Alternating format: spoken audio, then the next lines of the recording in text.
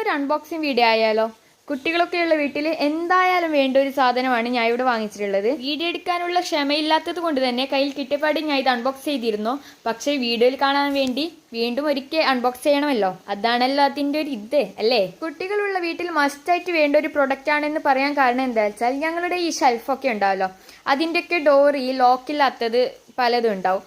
അപ്പോൾ അതൊക്കെ കുട്ടികൾ എന്താക്കും, തുറന്ന് അവരുടെ കൈയൊക്കെ അതിലിറങ്ങാൻ സാധ്യതയുണ്ട്. അപ്പോൾ ഇത് ഇങ്ങനെ ഒരു പ്രൊഡക്റ്റാണ് വന്നിട്ടുള്ളത്. ഇതിൽ 10 പീസസ് വരുന്നുണ്ട് കേട്ടോ.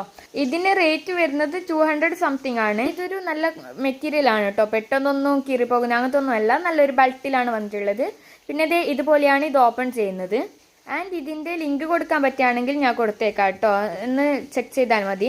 ഇല്ലെങ്കിൽ എന്താ ചെയ്യുക, ഇതിൻ്റെ ഒന്ന് സ്ക്രീൻഷോട്ട് എടുത്ത് ആപ്പിൽ പോയി അപ്ലോഡ് ചെയ്താലും ഈ സെയിം പ്രൊഡക്റ്റ് കിട്ടും. അപ്പോൾ ഞാൻ ഒന്ന് സ്റ്റിച്ച് ചെയ്യുന്നത് കാണിച്ചു തരാം. അപ്പോൾ ഇതിൻ്റെ 2 വശത്തായിട്ടും ഡബിൾ ടാപ്പ് ഇതിൽ തന്നെ പ്രൊവൈഡ് ചെയ്യുന്നുണ്ട് കേട്ടോ.